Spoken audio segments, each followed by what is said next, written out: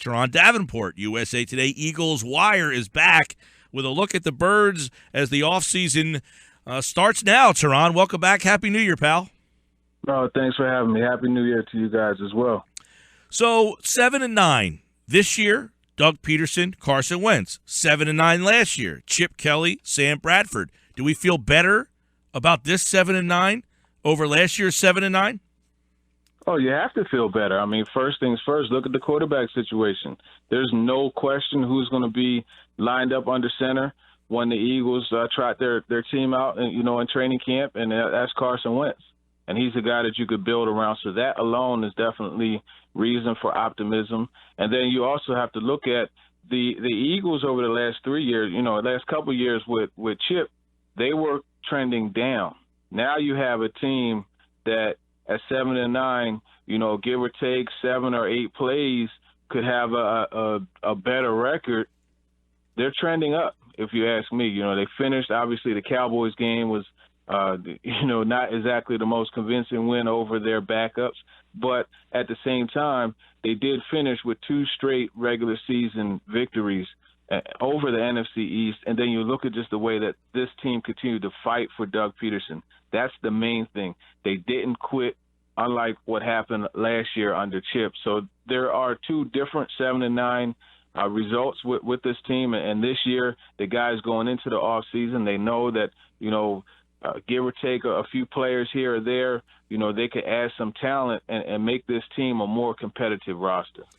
Yeah, and you look at, this 7-9 feel against last year's 7-9 feel. Moving forward, you have that quarterback. So now what? To you, what is the have to get done position? We know wide receiver and corner, but if you're saying, look, above all else, this needs to be fixed to kind of turn this thing around the fastest. Well, I think it's more of a situation where you look at it as by prospect. You look at this draft, the 14th or 15th pick. I think whether or not they have that 14th or 15th pick could have a huge impact, because they're going to be in competition with the Colts for that pick, right? So if they pick above the Colts, you have a team like the Browns or the Jets as well that could take a running back in Fournette, right? Fournette's likely to go before Dalvin Cook. Now, if Dalvin Cook is sitting on the board for them, you absolutely have to go running back. Why? Because you just look at the way a running back like Cook, can rejuvenate a franchise. Now, I'm not saying the Cowboys, offensive line is the Eagles have an offensive line like the Cowboys, but you look at what Ezekiel Elliott did for that football team. Those are the things you have to look at. A playmaker, a 3-down running back like Dalvin Cook is the way that you almost have to go. At the same time, I'm very big on Sidney Jones, the corner out of Washington. So it goes by prospect. You look at a guy like a Katie Cannon, who you could get a little bit later, in the top of the third. He's someone that could come in and stretch the field. But I think if you could get that dynamic running back, that will make things a lot easier for Carson Wentz in the passing game. And then at the same time, you add that vertical guy. So I think really it's about adding playmakers on offense, and you just have to go through it on a prospect-by-prospect basis. Turron, I'd like to evaluate Howie Roseman for me, because many are concerned that, hey, he's been here. He's been the constant in the Eagles' lack of success. Do you trust, Turron Davenport, that Howie Roseman is the right guy to push this team in the right direction? Yeah, I think Howie is the right guy, and I think he's the right guy with a nice supplement of Joe Douglas and Andy Weidel. I think Howie needs to go ahead and take a step back and let them handle the draft situation, and he handle the other front office stuff. Signing Rodney McLeod, I think, was an excellent move. Signing Brandon Brooks, I think, was a really good move. Nigel Bradham, I think, was possibly one of the best value signings in the NFL this past year. That's how highly I think of Nigel Bradham. But when you look at just, the Brent Selleck contract, that's a bit questionable. So, I mean, there's give and take. But I think if he allows Joe Douglas and Weidel, to incorporate that Raven style of, hey, look, this is our player that we want, and we're going to take him regardless of, what other people think. I think that mindset and that mentality of that whole changeover of scouting, I think could help this team. So there's a balance there now that I think will make me even trust Roseman even more, because now you have a give and take. He doesn't have to be the end-all, be-all on the draft side of things as well. I think their scouting department that they have in place now is outstanding. You mentioned the draft a little bit. You talked about the best prospect, but where do you think the best position and the place to go then in free agency is? Yeah, I would probably look at the free agent receivers. I think Kenny Britt is a guy that you have to consider. Kenny Stills is another one. You want a deep threat. He's a guy that could take the top off of a defense, but I'm not so sure that the Dolphins are going to let him go. I think Britt could definitely be an option for them. But this being a deep receiver class, you could see the Rams kind of move on. He had just had a 1,000-yard receiver season, so that's a positive. Another guy to look at, I think you really have to monitor, and I wrote about that this morning, is Brandon Marshall. Now, he has a $7.5 million cap number. If the Jets release him, they save $7.5 million. There's no dead money on his contract. Now, he's someone that has bonded with quarterbacks in the past, specifically Ryan Fitzpatrick. And I think he and Carson Wentz could establish a nice bond. He is 32 years old, but he's someone that I would look at as well. So there's options, and obviously you have the Deshaun Jackson whole thing that could bring also. But looking at receiver, that's definitely the position. If you go corner, Drake or Patrick, I think is the best option for the Eagles on the cornerback market. I think he's actually better than Stephon Gilmore, and I think he would come less expensive. Talking with Turron Davenport here, USA Today, looking at the Eagles offseason moving forward. You draft, you got free agency.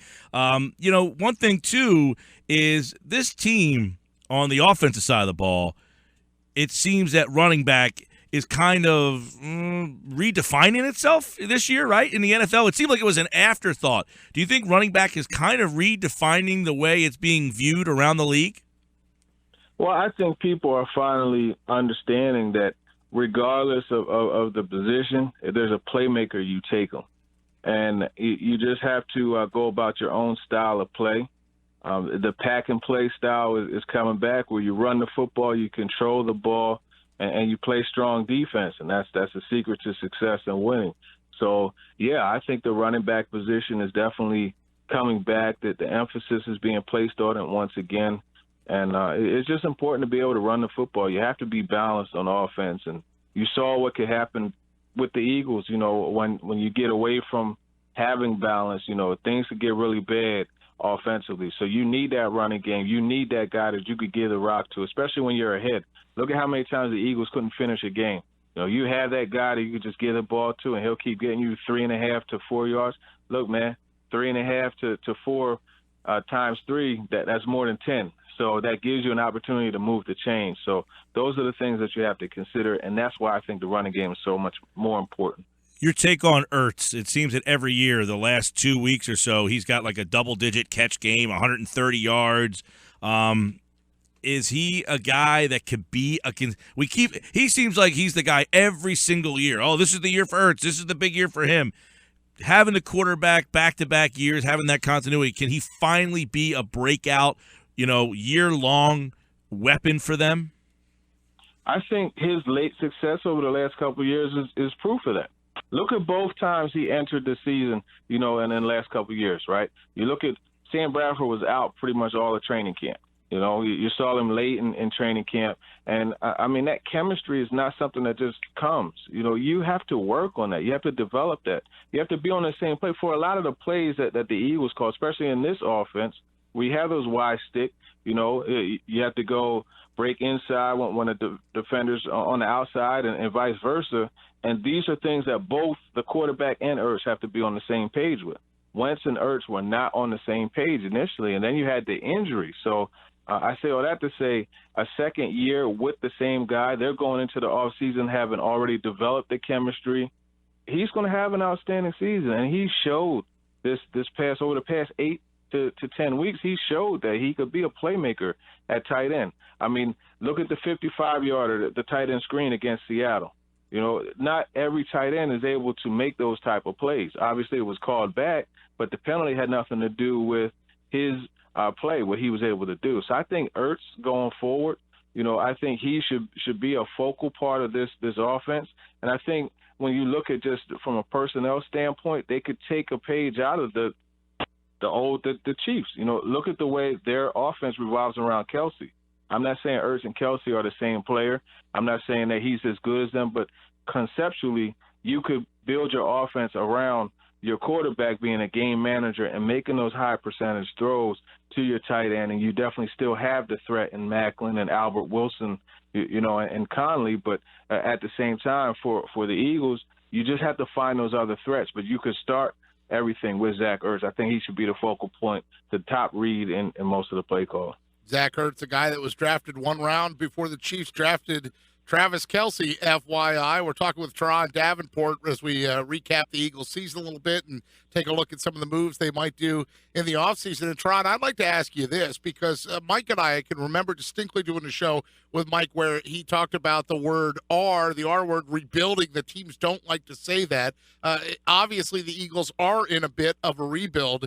Do you think they even know what they're trying to build?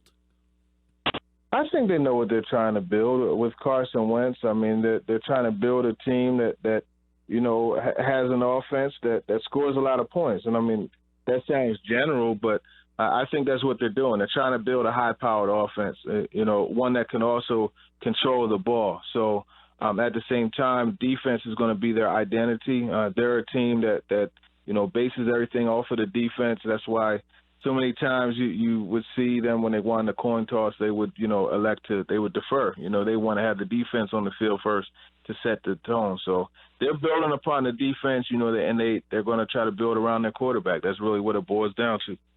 We had a caller earlier mention the offensive line. So how about that Eagles O-line? If they come back, do they come back with the same five guys back as the starters? And if that's the case, are you okay with that?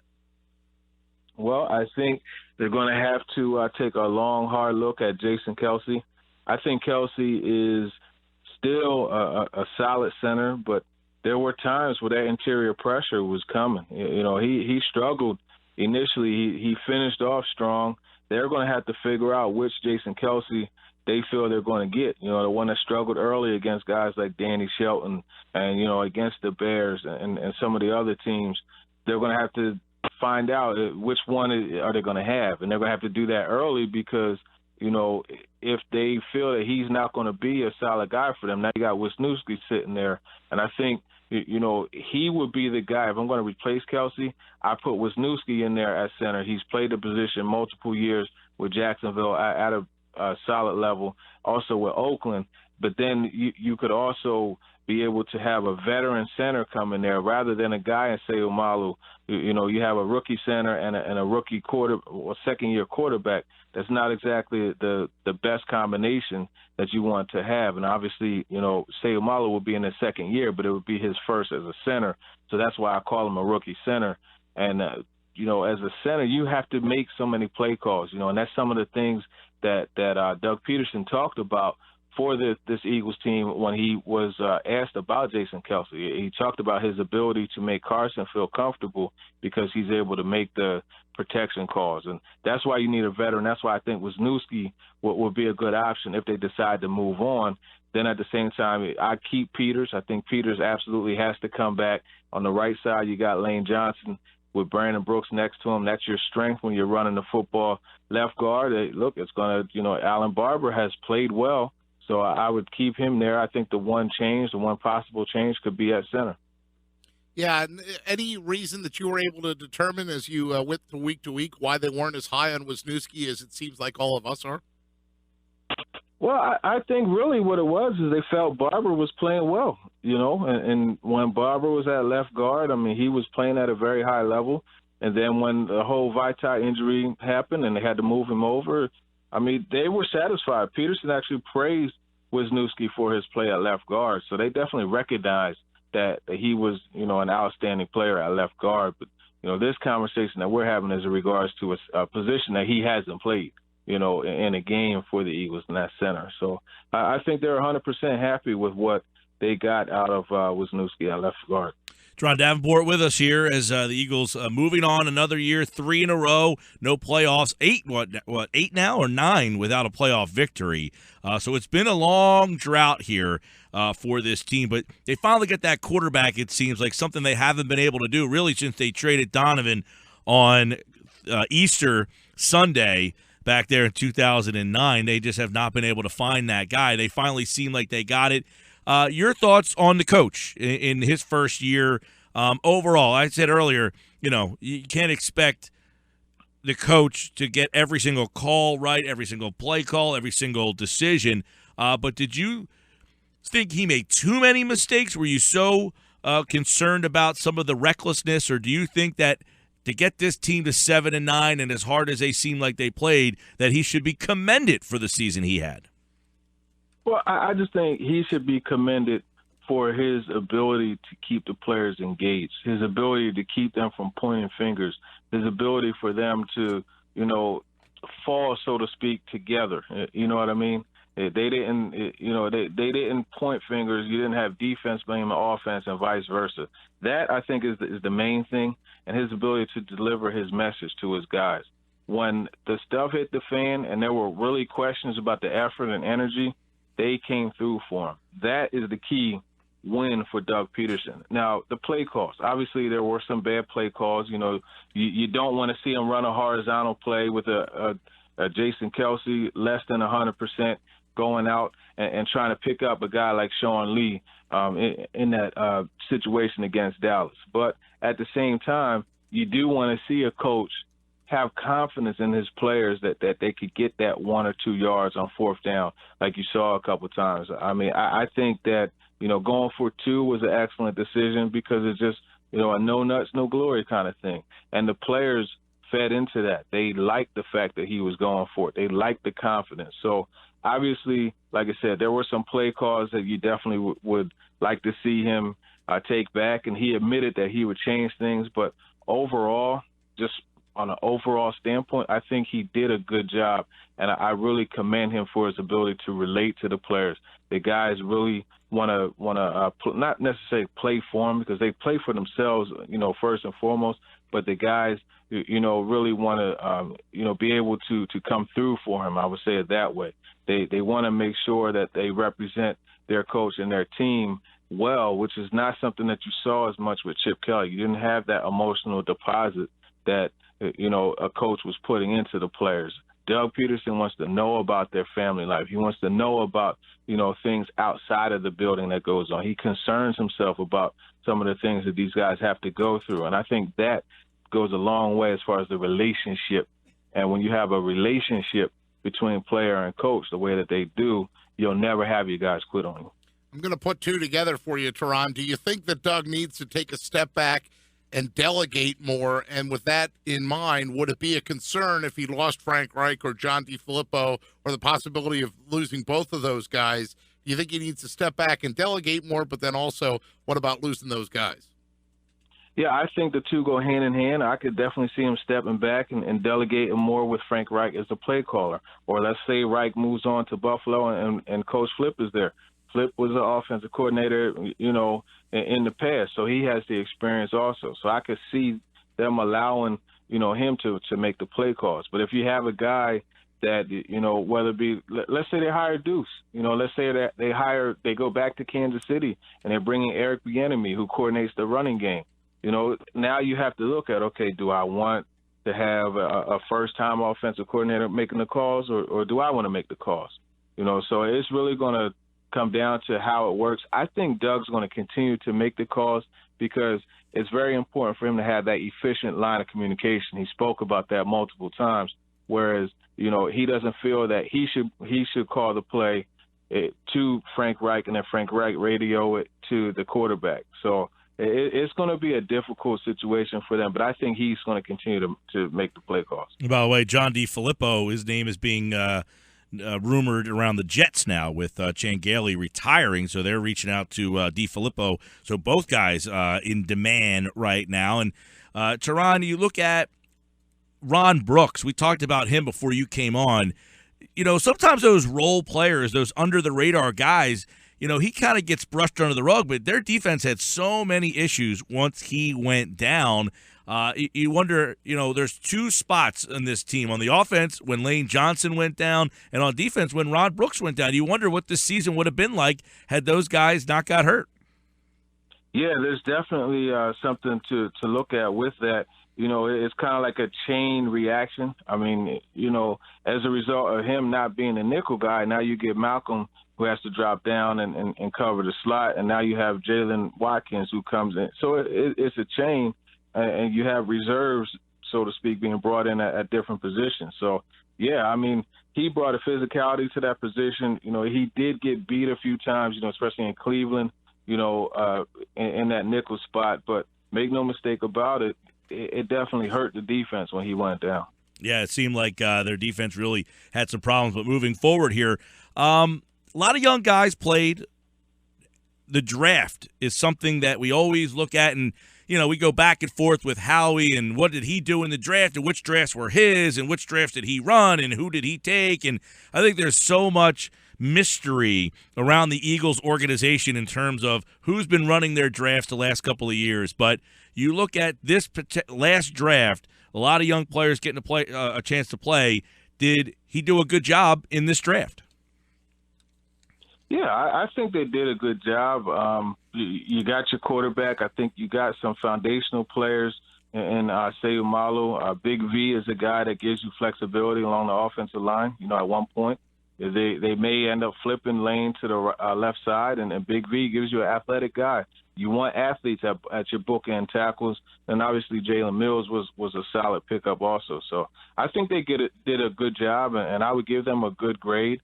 Wendell Smallwood, when healthy, I think in a committee, a 1-2 punch type of situation could be a really good option in the running game. So you look at some of the players they acquired, I think it was outstanding, just considering where they were stuck drafting, especially. All right, a lot of questions around this team, the draft, the free agency, and, of course, with Howie, you always can think about a trade being pulled off as well, and we'll keep our eyes on that. The Eagles offseason is here. Turron Davenport, USA Today, Eagles Wire, as the Birds beat the Cowboys in the final game of the season, and now, unfortunately, no playoffs for them. But, Turron, it's been a pleasure all season long. Hopefully we'll be able to keep up with you in the offseason. Yeah, definitely. You got draft and free agency. I do that heavy, so anytime you guys definitely give me a call, and I'll be right here for you. All right, pal. Take Thanks, care. Turron. Happy New Year to you. Turron Davenport,